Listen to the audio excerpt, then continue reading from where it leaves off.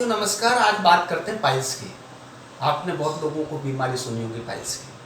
बहुत से लोगों का बेचारों का जीवन खराब हो जाता है, यात्राओं पर ब्रेक लग जाता है, बैठ नहीं पाता, उठ नहीं पाता, जा नहीं पाता, गंदी हवा छोड़ भी नहीं पाता, पेट साफ नहीं हो पाता, बड़ा मुश्किल हो जाता है जीना।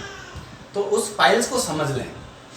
हमारी बॉडी के अंदर 28 पाइल्स होते हैं जिनको हम अर्श कहते हैं। ये जो गुदा द्वार में होते हैं, ये पाइल्स क्या करते हैं? जैसे हम लोग बहुत से ऑपरेशन करा लेते हैं, ये पाइल्स हमारे शरीर में जड़ का काम करते हैं। जैसे पेड़ होता है, पेड़ की जड़ होती है, जड़ क्या काम करती है? नीचे से जितना भी पावर होता है, शक्ति होती है, पोषण होता है, उसको खींच करके हर पत्ती तक पहुंचाने का काम जड़ करती है। ऐसा ही हमारे शरीर में जो हम खाते हैं, जो हम पीते हैं, जो हम लेते हैं, वो मल के रूप में नीचे जाता है आंत में। उस मल में से जो रस तत्व होता है उसको ये अर्श, ये पाइल्स, ये खींच करके पूरे शरीर में डिस्ट्रीब्यूट करते हैं। जब ये दूषित हो जाते हैं, खराब हो जाते हैं, बेकार हो जाते हैं, कब बाहर निकलते हैं? जैसे आपने एक पेड़ लगा रखा है, पेड़ के यहाँ ऐसी चीज़ें पैदा हो गई कि आपने खोद दिया है, गलत काम कर दिया है, या वहाँ ट्रैक्टर चला दिया है, या कोई ऐसा खोदने वाला काम किया है,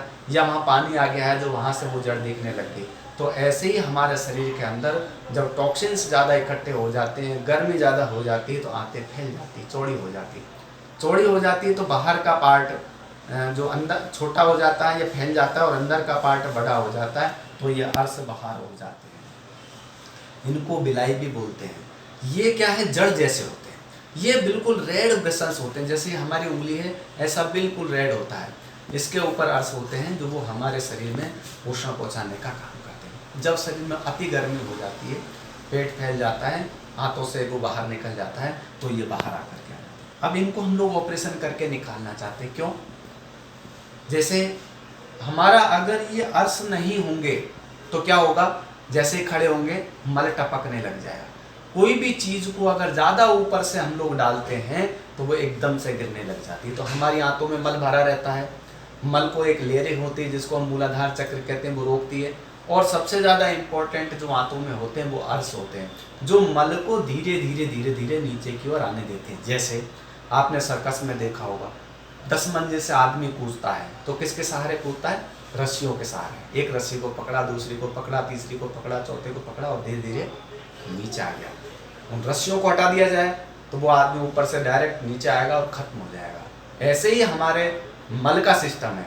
ये अर्श नहीं होंगे तो मल डायरेक्ट आएगा, और आदमी जैसे ही खड़ा होगा मल बाहर निकलने लग जाएगा। सिस्टम से आने के लिए ये अर्श होना जरूरी है। ये हमारे मल को धीरे धीरे धीरे धीरे सरका करके बाहर निकालते हैं। तो इसलिए अर्श भी होना जरूरी है, इनका सिस्टम का ठीक रहना जरूरी है। तो जब भी आपको अर्श हो, ऑपरेशन करके इनको बाहर न निकालें, क्योंकि धीरे धीरे धीरे धीरे प्रिपोषण करने की, ग्रहण करने की क्षमता आपकी कम हो जाएगी। और ज़्यादा निकल गए बाहर, जैसे जैसे ज़्यादा आने लगे, आप हर बार ऑपरेशन कराने लगेंगे तो फिर खड़े होंगे तो मल आपका ऑटोमेटिक भी बाहर आने लग जाता है।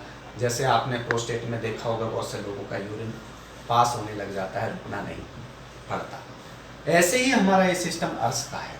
इसलिए सबसे पहले जब भी अर्श हो, अर्श में ऑपरेशन से ज़्यादा अच्छा प्राकृतिक चिकित्सालय में आए। कंचन सेवा संस्थान में ऐसी सुविधा है। और अर्श का इतना बड़ा टिपिकल क्रिटिकल नहीं है। अगर आपके ज़्यादा कट नहीं लग रहे हैं, केवल अर्श ही बाहर आ रहे हैं, तो बहुत जल्दी ठीक हो जाता है। 2 से 3 दिन का प्रोग्राम होता है। 3 दिन के प्रोग्राम में आप पूरा डाइट प्लान समझ लें, पूरा आप ट्रीटमेंट समझ लें। जैसे गर्म ठंडा कट स्नान है, आप केवल गरम गरम बहुत से लेते हैं, कोई ऑपरेशन भी कराया, गर्म टब में बैठ जाते हैं, कर लेते हैं। ठंडा कट स्नान ले लें, उसके बाद में अगर कोई तकलीफ है तो हम गर्म और ठंडा देते हैं, बाकी इसमें ठंडा स्नान ही देना चाहिए।